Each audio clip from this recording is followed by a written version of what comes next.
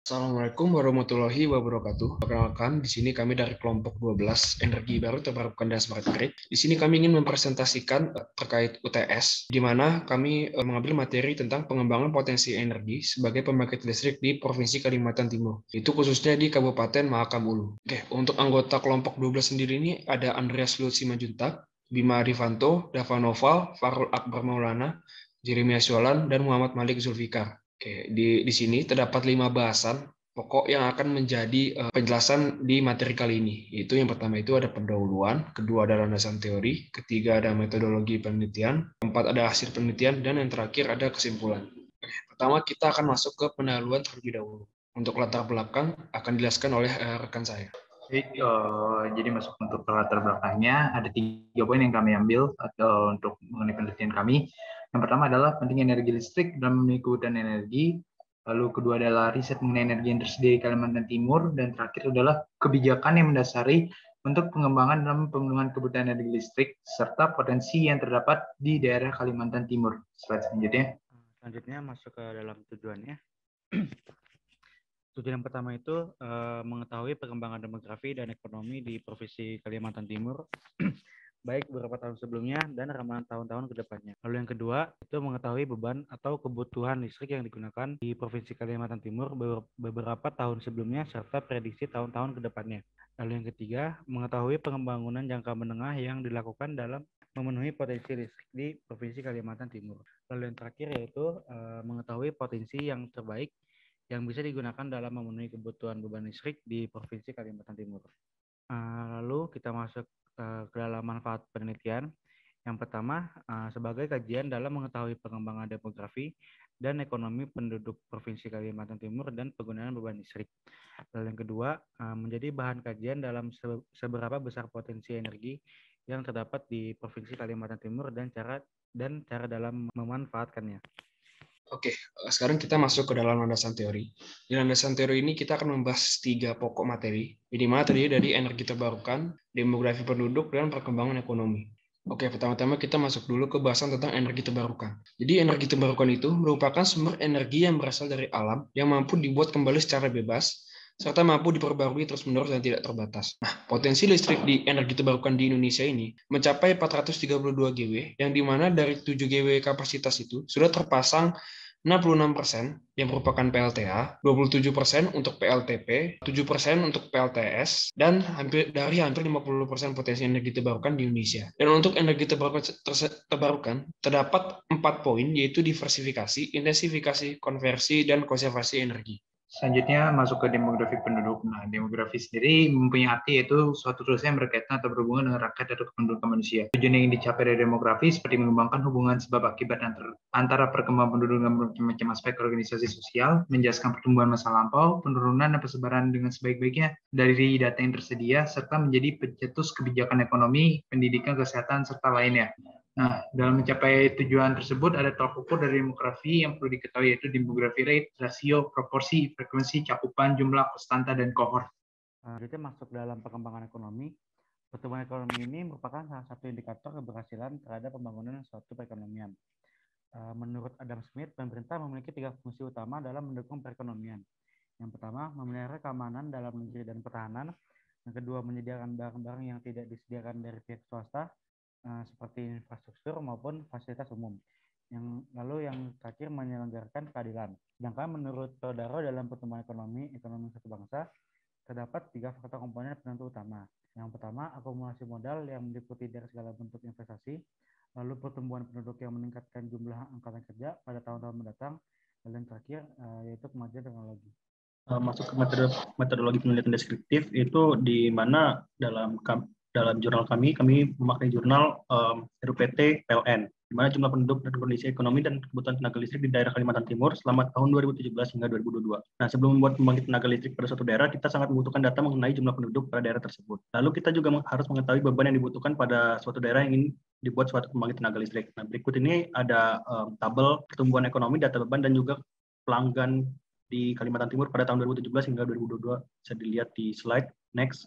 Lalu Dari melihat slide sebelumnya tadi, jumlah penduduk dan kebutuhan beban pada suatu daerah itu sangat dibutuhkan untuk sebuah perancangan pembangkit tenaga listrik. Itu ada beberapa cara untuk meramalkan sebuah jumlah penduduk pada suatu daerah. Dan untuk dapat melakukannya itu dibutuhkan jumlah data penduduk pada tahun tertentu sebelum tahun yang akan diramalkan. Itu slide selanjutnya akan menjelaskan beberapa cara atau metode untuk meramalkan suatu jumlah penduduk. Baik, pertama ada perhitungan persentase pertumbuhan penduduk, yang mana untuk mencari persentasenya, pertama-tama laju pertumbuhan penduduk sama dengan jumlah penduduk pada tahun T dibagi dengan jumlah penduduk pada tahun dasar dan dipangkatkan 1 per jangka waktunya atau selisihnya dan dikurangin 1.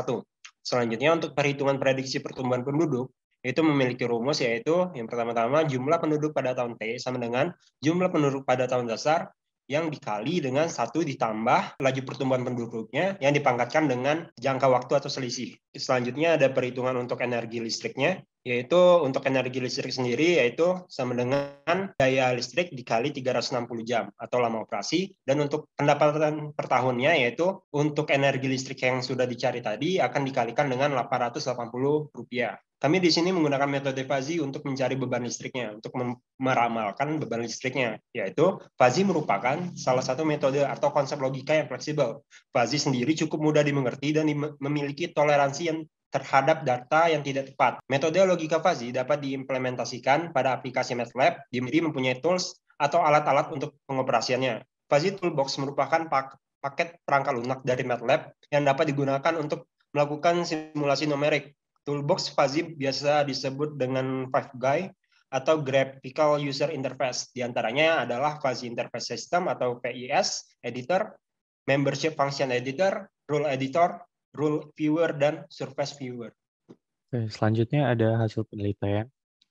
Yang pertama ini ada tahapan penelitian dari kelompok kami, di mana ada 5 tahap penelitian. Yang pertama itu untuk meramalkan jumlah penduduk pada pada daerah Kalimantan Timur tahun 2023 hingga 2027. Yang kedua itu peramalan jumlah beban listriknya pada tahun yang sama. Kemudian yang ketiga itu perhitungan pendapatan pada daerah Kalimantan Timur. Kemudian yang keempat itu rencana pembangunan jangka menengah daerah Kaltim. Dan yang terakhir adalah pengidentifikasian potensi sumber energi pada daerah Kalimantan Timur. Nah, ini untuk prediksi jumlah penduduk yang didapat pada daerah Kalimantan Timur untuk tahun 2023 hingga 2027. Di mana untuk menghitung jumlah penduduk pada tahun tersebut itu digunakan sampel dari tahun sebelumnya, di mana yang digunakan itu tahun 2017 hingga tahun 2022. Di sini dapat diketahui bahwa pada tahun 2023 hingga 2027 dapat dilihat hasilnya seperti pada slide, di mana itu bisa didapat dari rumus geometrik. Dengan laju pertumbuhan penduduk itu bisa didapat dari jumlah penduduk pada tahun terakhir, yaitu 2022, dibagi dengan jumlah penduduk pada tahun dasar, itu 2017. Kemudian pangkat 1 per T, jangka waktu selisihnya, lalu dikurang 1. Kemudian setelah dapat presentasi pertumbuhan laju penduduknya, itu bisa dicari jumlah penduduk pada tahun yang ingin dicari. Itu dengan mengkalikan jumlah penduduk pada tahun dasar dikali dengan 1 plus hasil dari laju pertumbuhan penduduk tadi dibagikan dengan laju selisihnya. Jangka waktu atau selisih pada tiap tahun. Nah, ini adalah hasil yang sudah didapat. Bisa dilihat di bawah itu prediksi jumlah penduduk 2023 hingga 2027. Dan yang di atas ini adalah jumlah penduduk sampel dari 2017 hingga 2022, di mana laju pertumbuhan penduduk tahun 2017 hingga 2022 itu mencapai 0,058 atau 5,8%. Nah, selanjutnya itu ada peramalan jumlah beban listrik. Di mana setelah dilakukannya peramalan jumlah penduduk pada tahun 2023 hingga 2027 pada daerah Kaltim, nah selanjutnya setelah dilakukan peramalan beban listrik pada tahun tersebut. Peramalan beban listrik ini dibantu dengan menggunakan aplikasi MATLAB dalam gambar peramalan beban listrik pada tahun 2023 hingga 2027. Di sini menggunakan salah satu toolbox Fuzzy yang sebelumnya dijelaskan itu Rule Viewer. Nah, dari sana itu dapat dilihat sebuah peramalan sejumlah beban listrik. Nah, ini adalah beban listrik yang didapat oleh kelompok kami, di mana dari 2023 hingga 2027 itu bebannya naik seperti jumlah penduduk yang selalu naik.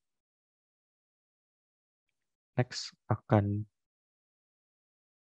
dijelaskan oleh Oke, selanjutnya kita masuk ke peramalan kondisi perekonomian Kalimantan Timur, yang mana pertama-tama untuk mencari kondisi perekonomiannya, kita memerlukan energi listriknya. Yang mana untuk energi listrik sendiri, itu memiliki rumus beban puncak dikali lama operasi, yaitu lama operasinya sebesar 360. Nah, di sini didapatkanlah energi listrik selama 2023 sampai 2027. Next. Oke, selanjutnya di sini merupakan harga jual listrik serta keuntungan yang diramalkan, yang mana untuk harga jual listrik berdasarkan Peraturan Menteri SDM Nomor 12 Tahun 2014, yakni sebesar 880 per kWh, yang mana untuk mencari pendapatan per tahunnya, maka kita harus mengkalikan energi listriknya dikali dengan Rp880, yang mana didapatkanlah pendapatan per tahunnya sebesar 297 miliar untuk 2023 dan 391 miliar untuk 2027. Next. Baik, selanjutnya masuk ke rencana pembangunan jangka menengah di Kalimantan Timur berdasarkan dari PTL PLN 2021-2030 serta dari perkiraan yang telah dibuat.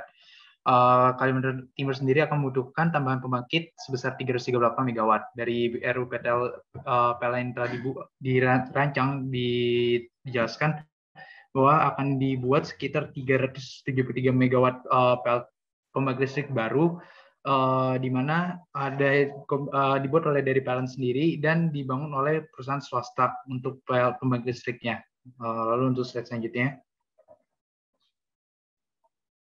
Nah, dari yang didapat ada sekitar 13 pembangkit listrik baru yang akan dibangun hingga tahun 2026, di mana kapasitas yang terbesar itu didapat dari PLTG Kaltim Piker 2, yaitu sebesar 100 MW dengan statusnya sudah committed dan dilakukan pengembangan oleh PLN, dan paling kecil yaitu PLTH Kaltim Piker 2 dengan kapasitasnya 1 MW yang sudah dilakukan committed oleh PLN juga.